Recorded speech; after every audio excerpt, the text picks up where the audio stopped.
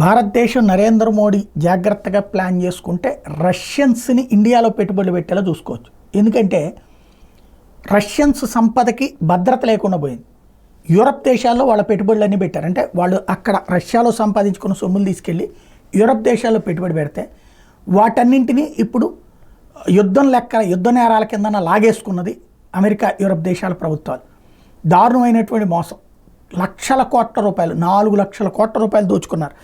ఇందులో చూస్తే ఫ్రాన్స్లో 5.93 లక్షల కోట్లు ఉన్నాయి, జపాన్లో 4.84 లక్షల కోట్లు, జర్మనీలో 4.59 లక్షల కోట్లు, అమెరికాలో 3.17 లక్షల కోట్లు, యూకేలో 2.17 లక్షల కోట్లు, ఆస్ట్రేలియాలో 1.42 లక్షల కోట్లు, కెనడాలో 1.33 లక్షల కోట్లు. ఈ మొత్తాన్ని వీళ్ళు లాగేసుకుని ఆ డబ్బుల్ని అవన్నీ అమ్మేసి ఆ డబ్బులు తీసుకెళ్ళి ఉక్రెయిన్కి ఇస్తారట రాబోయే 10 ఏళ్ల పాటు.